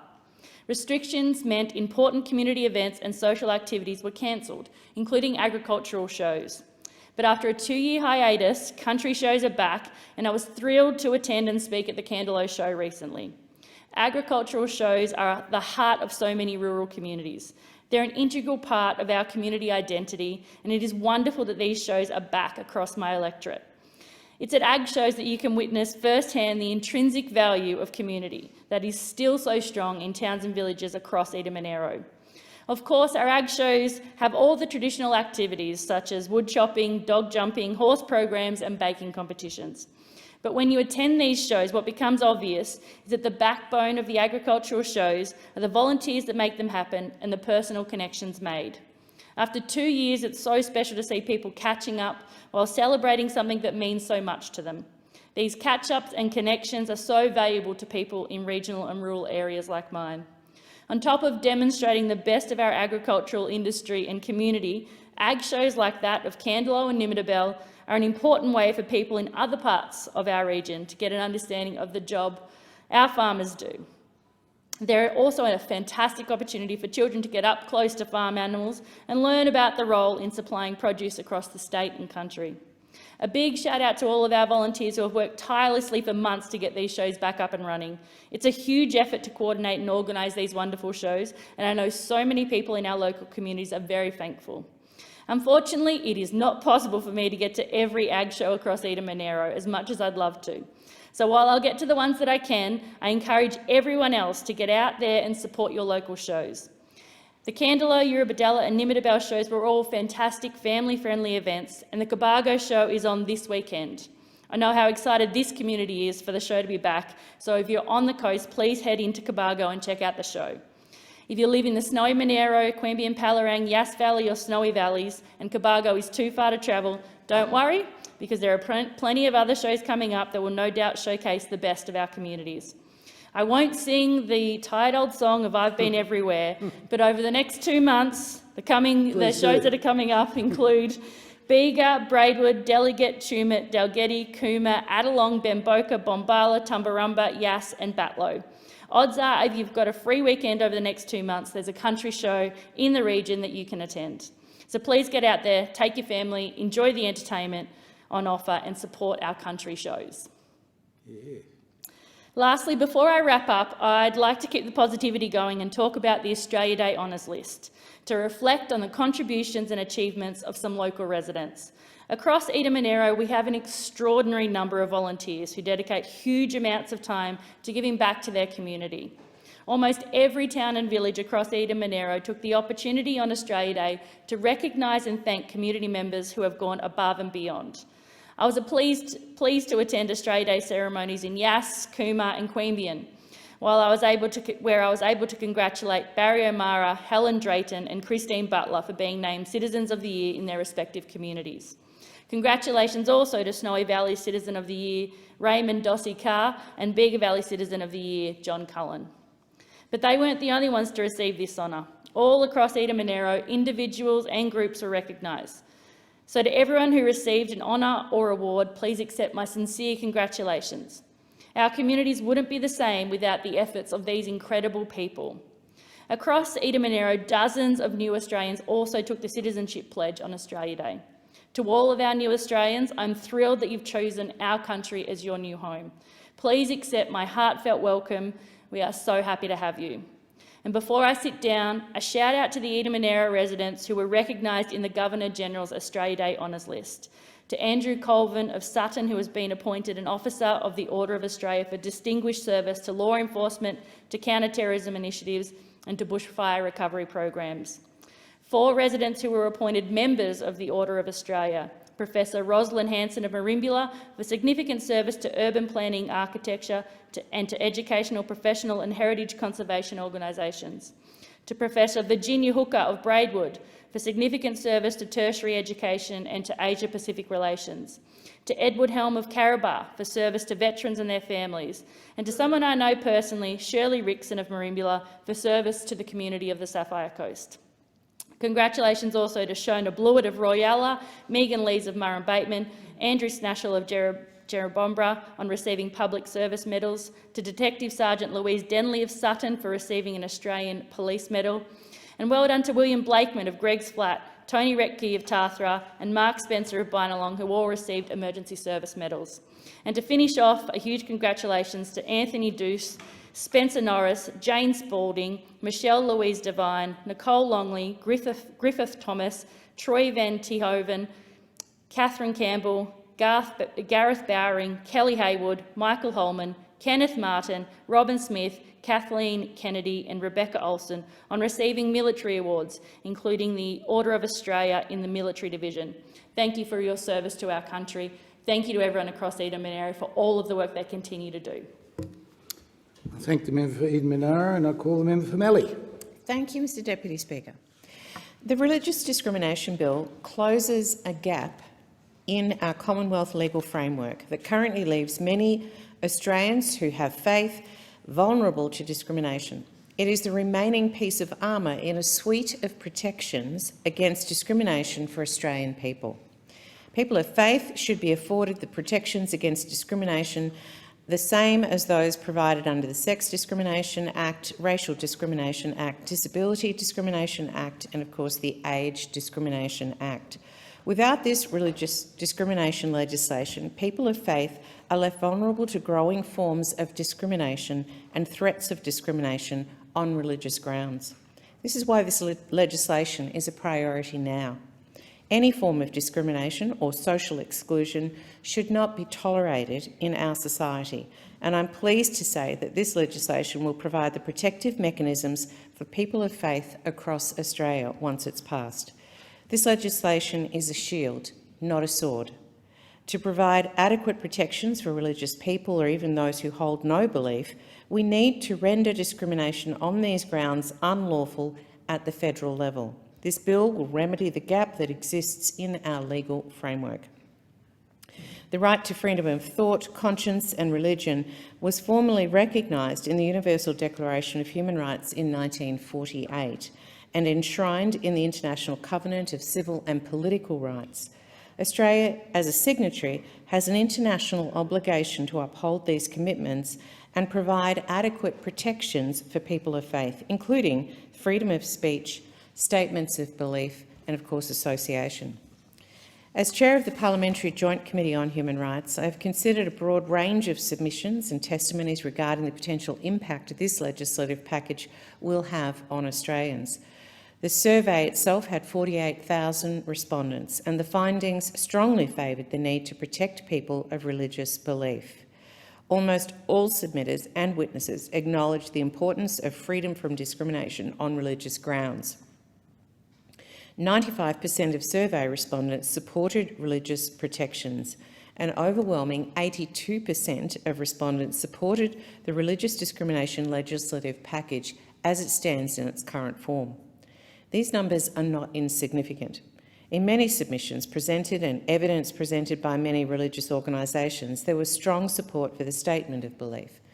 In Australia, we have the freedom to think, the freedom to believe or not believe, and the freedom to follow our convictions and our conscience. But these freedoms for religious people at present are without adequate protections. In the 2016 census, more than half the population aligned themselves with a religious faith, with 30% of Australians nominating no religion. In a fair and just society, no person should be subject to public ridicule because of their religious conviction, any more than on the grounds of other personal attributes such as sex, race, age, intellectual or physical disability. It is unthinkable Freedom of faith and the freedom to worship are defining characteristics of a liberal democracy. In fact, the freedom of religion draws itself from faith values. This bill is fair and strikes a balance that does not seek to impede the freedoms of anyone. It is a shield for religious institutions to be able to staff their organisations with people who align with their faith, values and hold true to the vision of their work. This bill works on the fundamental principle that faith is caught, not taught. A person's faith is embodied, exemplified, spoken about and modelled. For this reason, many parents across this country choose to send their children to religious schools. They want their children to be brought up in a culture and taught in an ethos that aligns with their faith and their values. These parents want an alternative to the state secular system, and they should have the right to make this decision for their children. The principle of conviction and conscience is a principle that we must not lose as a nation. Indeed, this government holds this value central to its service. The inquiry report into religious discrimination highlighted tragic cases of discrimination that people of faith are experiencing in Australia today at alarming rates. Australian Jewry Incorporated recorded 447 incidences of anti-Semitism between January and September last year. This included physical assaults, abuse, harassment, vandalism, graffiti, hate and threats that were communicated through various formats. These incidents are tangible, verifiable and real. Sadly, this number indicated a 35% increase from the previous year. Behind these numbers are people's real-life stories. They are devastating and deserve condemnation. In other submission by the Australian National Imams Council, members of the Islamic community stated that this legislative framework would address an urgent and pressing concern held by Australian Muslims. In Australia, religious schools are an expression of our freedom to believe, our freedom of conscience and freedom to be able to raise our children with the ethos and values that we hold. For religious schools to be able to provide an authentic and genuine religious education, they need to be able to make organisational decisions in accordance with their convictions. They need to be able to hire according to their deeply held values in order to be true to the mission and ethos of their institutions were founded upon. For some, sending their children to a religious school may be a matter of quality of education. However, for many, it is a matter of wanting their children to be educated in an environment that aligns with their faith convictions. The fact is, parents across Australia in large numbers are choosing to send their children to faith environments, sometimes at a significant financial cost. For these schools and these families, teachers do more than teach mathematics and literacy. It's about raising children to be citizens of good character and good ethos, faith. Religious values are caught, not taught. As the Director of Public Policy of Christian Schools Australia, Dr. Mark Spencer, explained, if we don't maintain the ethos of the schools, we cease to be the schools we claim to be. In my electorate of Mallee, principals of faith-based schools have told me that their schools' values and ethos are entrenched in their mission and mandate. One principal of a Christian college in the Wimmera says that providing faith-based education is about more than just excellence in academia. It's also about children being loved, cared for and receiving a religious education. These virtues are manifestation of the Christian faith. Not only does the religious discrimination legislation set a national standard of acceptance and tolerance for faith, but according to the principle, it provides a level of security, protection and assurance that allows their school community to care for their students. At Kerang Christian College, Principal Wayne Barker has told me about how this bill will protect their school to be able to employ people who align with the fundamentals of their faith. Mr Deputy Speaker, if a religious school cannot do this, why would we have religious schools at all?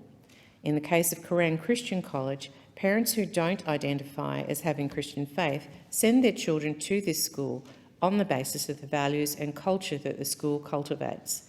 This is the case across many religious schools throughout Australia. Schools should have the right to employ teachers who uphold their ethos and faith. Their ability to do this should be preserved and protected. People of faith are increasingly being silenced, shunned and cancelled for their beliefs. This legislation is a shield, not a weapon. It's about the ability to maintain and preserve cultural and religious faith and practice, a legacy which has contributed so much to this country. Central to our democracy is the ability to live in accordance with the deeply held values, beliefs and convictions we hold. This government promised these protections at the last election, and now we are standing here to deliver them. Australians deserve no less. I thank the member for Mallee and I call the member for Gilmore. Thank you, Deputy Speaker. Well, there can be no doubt whatsoever that the aged care sector is in crisis. Tonight, I give a voice to people in Gilmore telling me about the crisis in aged care. Family members, aged care workers, all with the common bond of looking after our most precious but vulnerable elderly loved ones. Of course, the aged care system was already in crisis when COVID hit. Even before Neglect, the report into the Aged Care Royal Commission, there were 22 reports into the aged care industry. In 2018, under the Coalition Government, there was the Aged Care Workforce Strategy, a matter of care, again with recommendations but not implemented. So it should come as no surprise that the Morrison government continues to fail our most vulnerable elderly people by failing to implement recommendations from the Royal Commission into aged care. I have one simple ask tonight. Listen to these real-life stories. How can anyone ignore them? Because clearly the government needs to do much more. Deputy Speaker, recently I was contacted by Brett. Brett's father is in an aged care home. Brett told me how his father has been confined to his room due to COVID, and the same for the other residents. Brett understands it is due to a lack of staff. Brett wanted to know what could be done about this. Susan is an aged care worker, and Susan told me, and these are her words, "We've got the government telling us that we're managing. We're not. You've got the government saying everything's fine. It's not.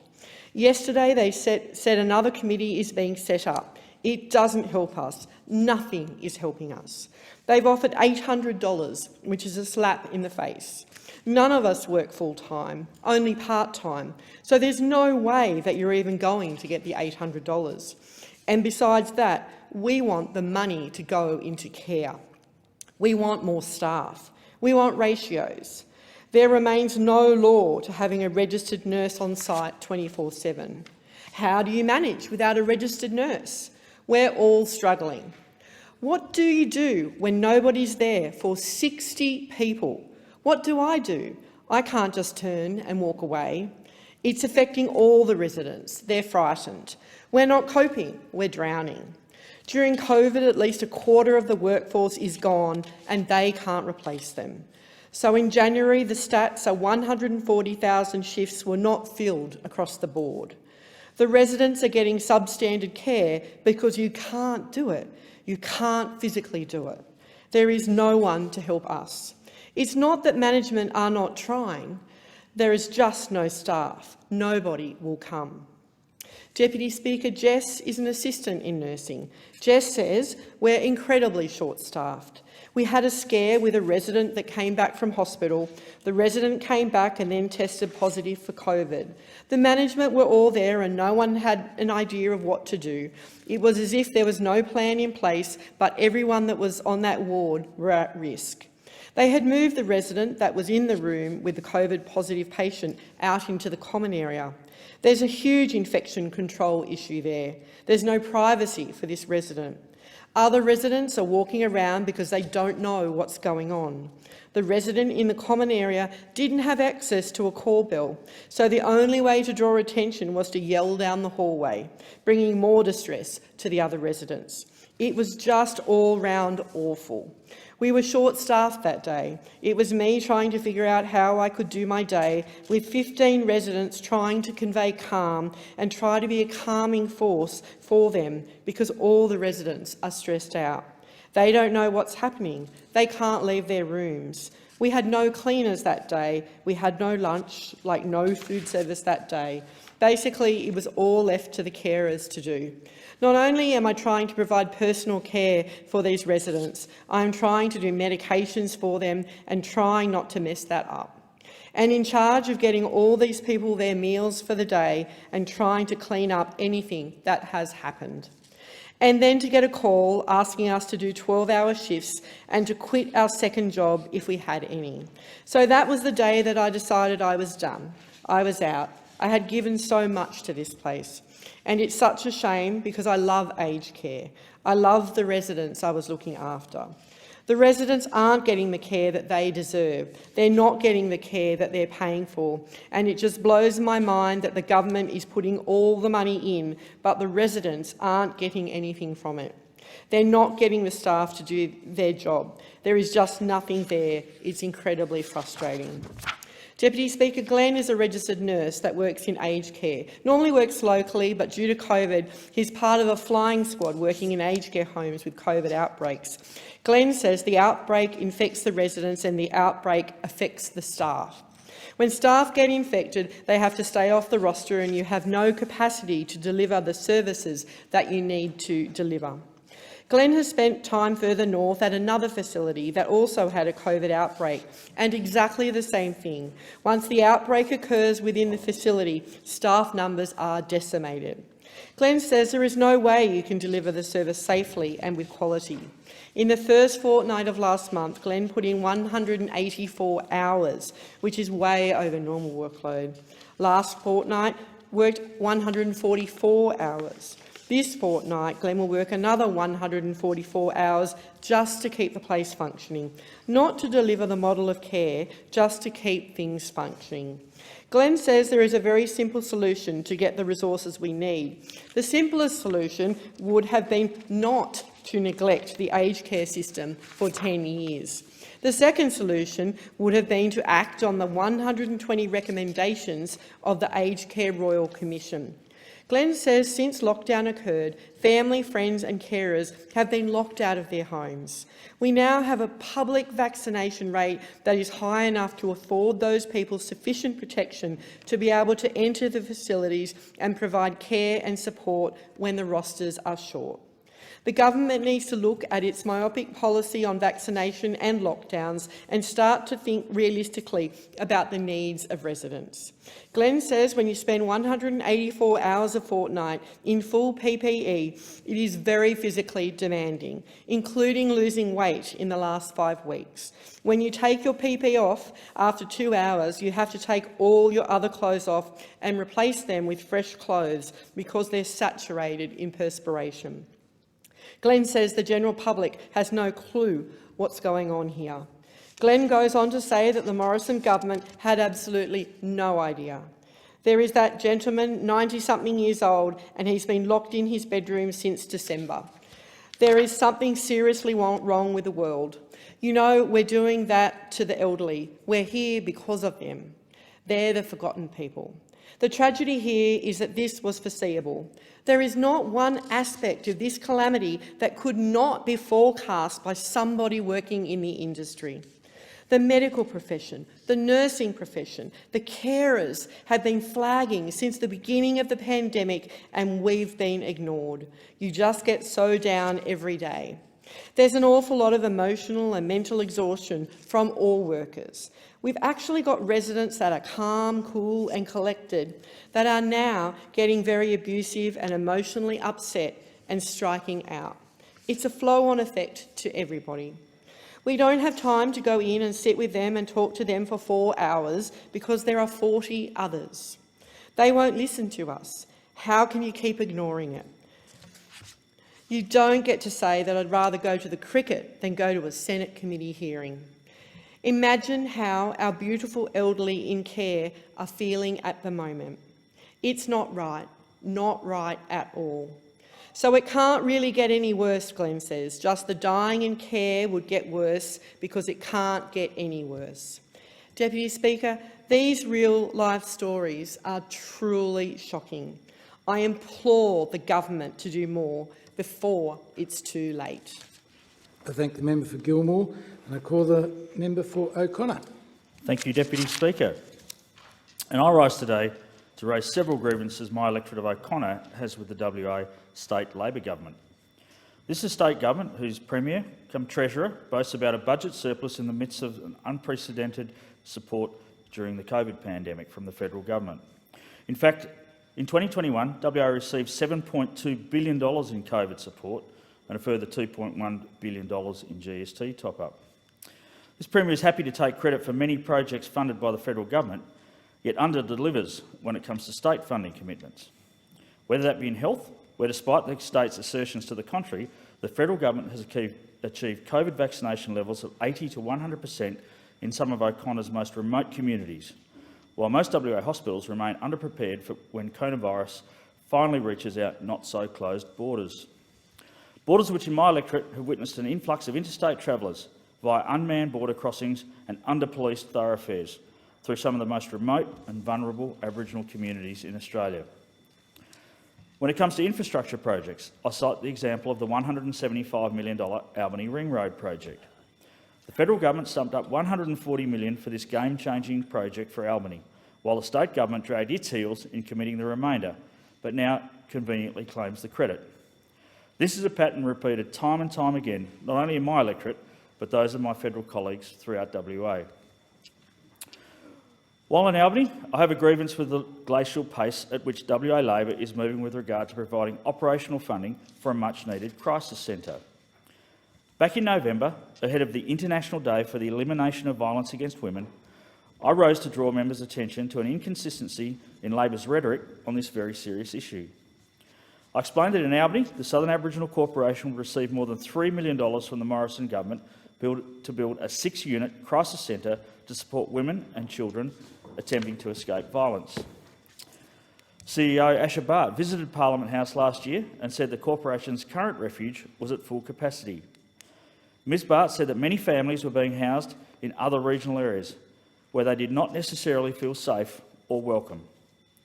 She said a crisis centre in Albany would greatly alleviate the situation. In November, Ms Bhatt told me the corporation's planned project, which includes an outdoor kitchen, adventure playground and healing and counselling rooms, was under threat. This was because WA Labor has yet to come to the party with operational funding. Southern Aboriginal Corporation wishes to partner with Anglicare, which has experience running similar services in Albany and with acquitting state government funding. Federal funding for the centre was announced back in May last year under the Commonwealth's $72.6 million Safe Places Emergency Program. In Parliament in November, I employed federal opposition leader Anthony Albanese to pull whatever levers he could to get his WA Labor colleagues to fund the operation of the planned crisis centre by Christmas. And I wrote to Simone McGurk, the West Australian Minister for Child Protection, Women's Interest and Prevention of Family and Domestic Violence, to inform her of the situation. I received a reply rich in rhetoric, but very light on action. It's now February and still no state funding has been forthcoming, Deputy Speaker. That's zero operational funding for a project that will support 166 women and children each and every year. That's zero operational funding for a project for the women and children of WA's Great Southern region are crying out for. And that's zero operational funding to address a serious issue about which Labor waxes lyrical, but in this case is falling well short of expectations. With Christmas come and gone, I employed WA Labor to do the right thing and provide operational funding well before International Day for the Elimination of Violence Against Women in 2022. From Albany, the biggest city in my electorate, to one of the smallest and remote towns in O'Connor, where this experience is echoed. I recently visited Warburton, the main town servicing the Aboriginal communities on the WA South Australian Northern Territory border. The President of the Shire of Nunandarra, Damien McLean, hosted me on a tour of the town. Mr McLean pointed out the enormous piles of refuse in household gardens and on vacant land. Detritus accumulated in the 4 years since the WA government took over responsibility for waste services and other town utilities. Throughout the town, broken irrigation pipes have left precious water lying unused and being wasted. This has attracted wild camels that further damage the ageing water infrastructure that is the lifeblood of this desert community. Last year, the Shire put in a budget proposal for state funding to repair the water infrastructure, and it was denied. In desperation, the Shire approached Minister Ken White, who tasked the National Indigenous Australian Agency with engaging with the WA government to secure accurate costings for repair, acknowledging that estimates anywhere between $2 and $6 million extra federal support would be required. Meanwhile, More than $900,000 in federal local roads and community infrastructure funding remains unspent, as the Shire needs to repair the ongoing water leakage before embarking on planned upgrades to the town's 21-year-old road infrastructure. While in Warburton, I met with Daniel Tucker of Carey Mining and Craig Patterson of Central Earth Moving. These men are actively involved in Indigenous training and procurement for the Outback, for the construction of the Trans-Australian route, the Outback Way, Australia's longest shortcut. Running from Western Queensland through the shires of Nunandarra and Laverton, the Outback Way is literally paving a pathway off welfare and into employment for people living in these remote communities. Whilst the Shire of Nunandarra is a pilot program for the federal government's remote engagement program, the adjacent shires of Laverton, Leonora and Menzies, right down to the city of Kalgoorlie-Boulder and the Shire of Coolgardie, are all part of the cashless debit card trial. This very effective trial would end should people of Australia this year, elect a Labor government at the upcoming federal election. So I take this opportunity to commend the Morrison government on continuing with the trial. Most city folk assume it only involves quarantining 80% of the participants' welfare payment onto a Visa debit card that cannot be used to buy alcohol, drugs or gambling products. But the trial is so much more than that. Let me tell you what I've seen in the years since its introduction. I've seen children being fed before going to school, such that school breakfasts are no longer required. Parents with shopping trolleys full of food, children's toys and clothes where once there were slabs of beer. Elders confident to loan their card to their children and grandchildren, knowing that money can only be spent responsibly, and wraparound services including financial capability and wellbeing counselling that have helped participants manage their bills and save their money. Which brings me to the latest federal Jobs Fund, Job Ready initiative in the Goldfields, a program tailored to help transition cashless debit card participants into meaningful job training and potential employment. Last week, I opened the Cashless Debit Card Employment Support Hub in Kalgoorlie-Boulder.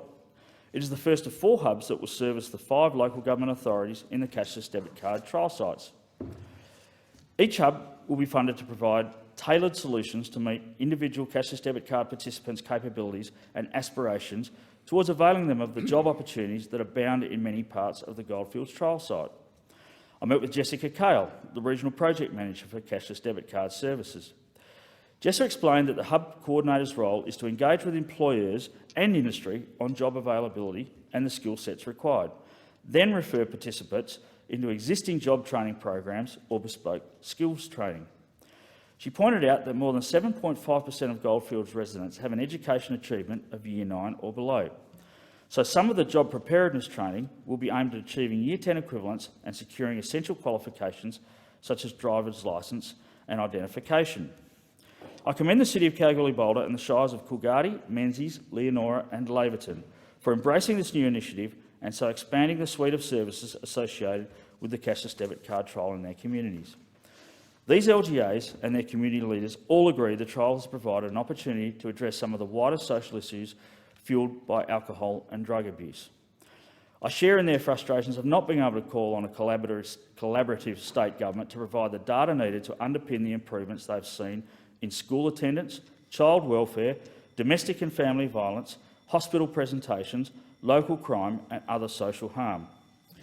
I thank the community leaders for observing that recent COVID-induced pauses on the cashless debit card activations and community development program compliance activities, among other matters, have had negative effects on their communities. This provides a degree of foresight into what we can expect if a Labor government is elected and scraps the cashless debit card trial in the vast Goldfields region of my electorate. Deputy Speaker, I close by renewing my call for the WA Government to step up and share the load of improving the life of the people in my communities across O'Connor. Thank you.